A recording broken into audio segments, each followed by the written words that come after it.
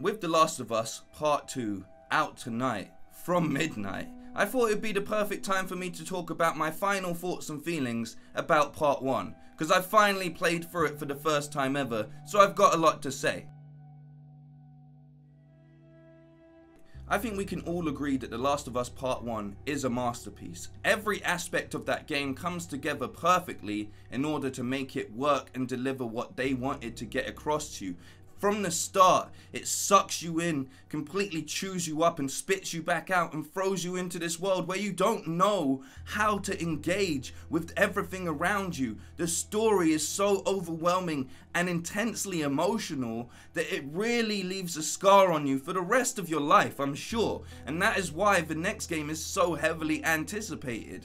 But I'm going to try and do my best to break down the things I really liked and enjoyed about this game. Now, considering the game's age and me playing it for the first time in 2020, I don't feel like there was anything really that took me out of feeling like I'm playing a brand new title. Like, the remaster does a beautiful job of giving it a perfect, like, new lick of paint. Everything around you, the environments, the characters, to the facial expressions in the cutscenes, and even just throughout the rest of the game, works so well in bringing you into this world. And that's what I want to talk about first, the world. While a lot of games have to deliver a complete brand new world or concept to you and make it believable, what The Last of Us does well is work with what it has. There's a term that my dad always used about football. You want to make the ball do the work for you. If not, you tire yourself out. And that's what they've done with this game. They've used every element of reality to bring a story that feels so close to home as if it could happen tomorrow.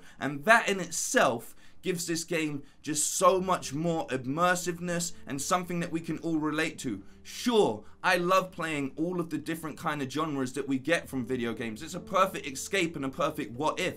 But what makes The Last of Us great is it's a what if about our own reality. And through that, we get to see so much different choices made by humanity and the effects that something like this would have on people and how it affects them differently. This is what you do when you're creating a great television show or movie, and they've done it perfectly for the game itself. So I want to commend them on doing that. They've delivered a story that stands up through the test of time, 7 years on, and it feels fresh. And you know what? That's really hard to deliver if you're doing it like basic zombie story. But what they've done, which a lot of zombie stories fail to do perfectly, is give you the human element. Like, the focus on this game is more about the humans. And while that annoyed me a little bit because I suck at engaging with getting through the humans and the stealth elements of the unpredictable nature of humanity, and I wish there was maybe a little bit more zombies because, hey, let's face it, they were kind of easier to kill in certain circumstances.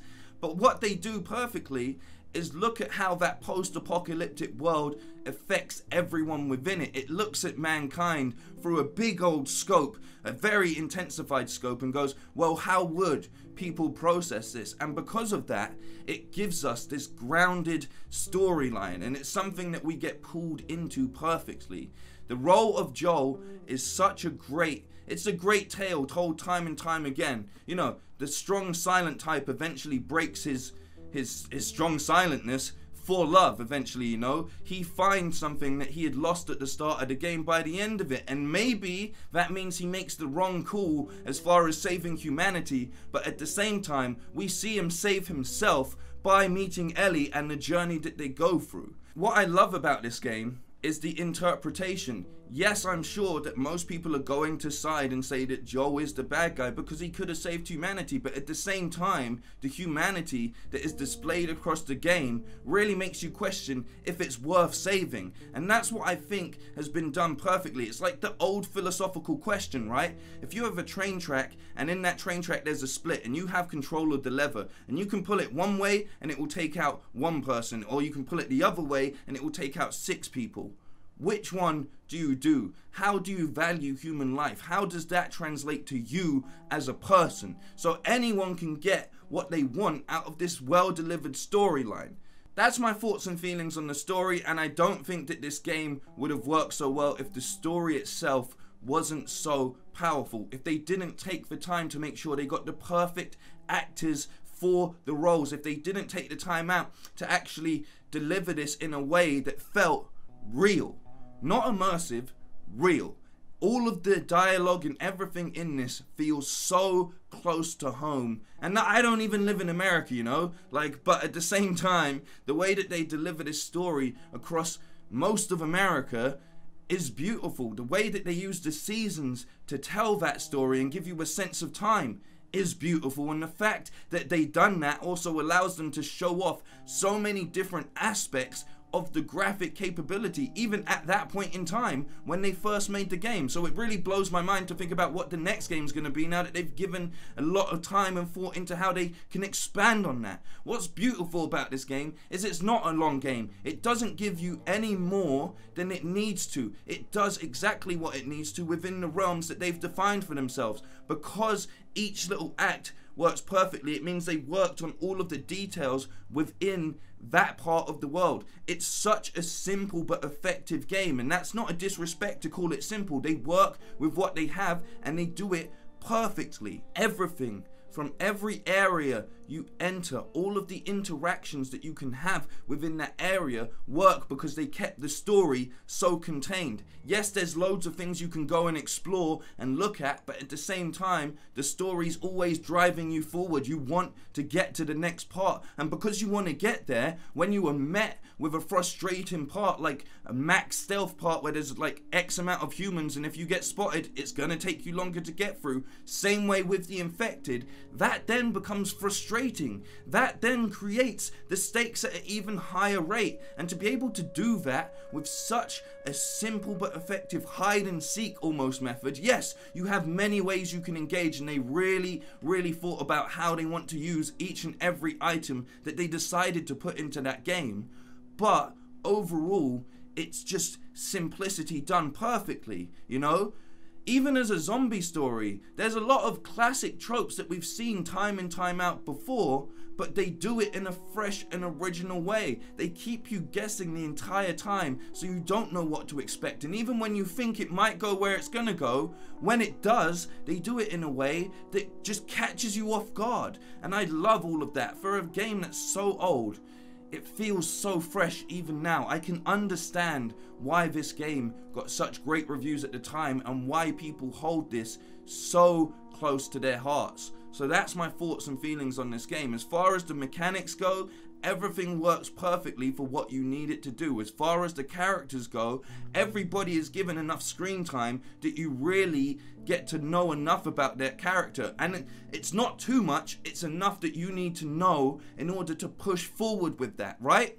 So you meet some crazy guy like Bill, and at the start of it, you're kind of like, oh man, I don't even know if I want to work with this guy. But you get to understand him a bit better, and you learn about how he is and why he is who he is at that point in time. And that happens all across the game. So what I think works so well about putting in these characters with just enough time is you get just about enough time to decide how you feel about them. So much so that you would as if you were Ellie in that situation. You know, she's just being dragged about place to place to place, and everyone she's met has always left at some point. She's starting to see little aspects of the world around her and starting to grow up right in front of our eyes. I think the way that they deliver this father-daughter dynamic really pulls in anyone that plays the game, and you're so caught up in that suddenly when an infected pops up, you're like, oh my god, oh my god, oh my god, me and my daughter are gonna die.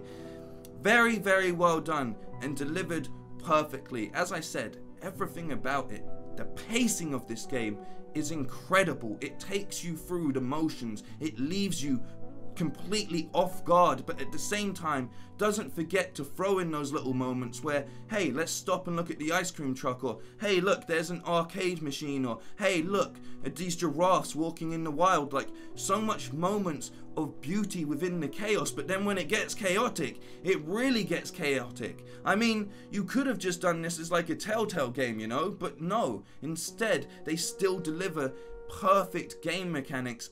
At the time, you know, the AI threw me off a little bit sometimes. It does some weird things, but it is what it is. Overall, it works perfectly. That it's not only a great story, but it's a great game. And everything they wanted to get delivered in this is, it's just perfect. Like, there's nothing more I can say about that. But there's one last thing I think I'm forgetting. The music in this game is such a compliment to everything else about it, that yet again, it helps you be completely immersed. There's one more thing I want to say about this game.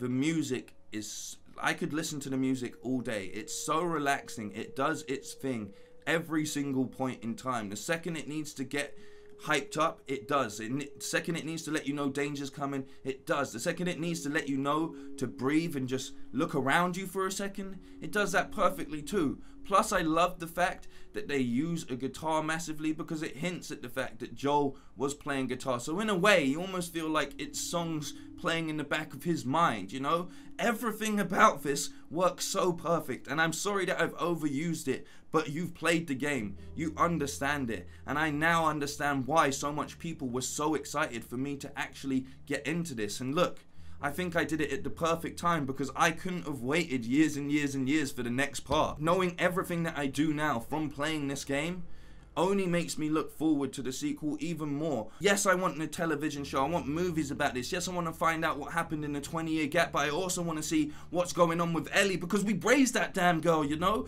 We went on that journey together, and now I just want to see how she's doing in the next part. Yes.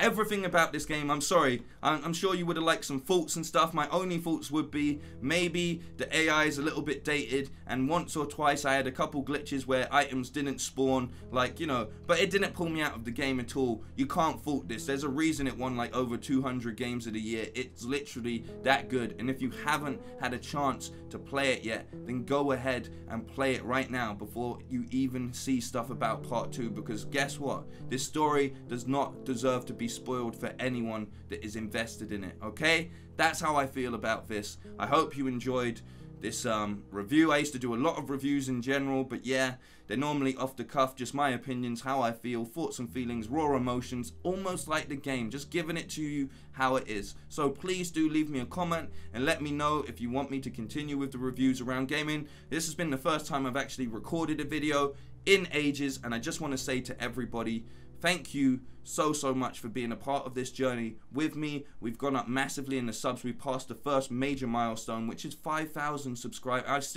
It blows my mind. The fact that we have consistent, concurrent viewers in most streams of around 200, it blows my mind, and I'm so thankful. I'm just looking forward to getting on with the next part of this game and continuing to play through with this back catalogue, because what The Last of Us has shown me is there's a lot of games that I have missed out on, and there's a lot of games that people hold really close to their heart, so I'm looking forward to getting into them, because you know what, this was a 10 out of 10 recommendation for everyone, and I finally understand why you were on my case to play it so much. So yeah, if I had to review this game, it would be 11 out of 10, 1,000 out of 10, whatever you want to call it. It's so good. It is actually so good. So yes, thank you all for watching. Thank you for letting me take up a bit of your time. I know we're all really excited for the next game right now, so you know, I'm taking a couple days off streaming so you can get through that, okay?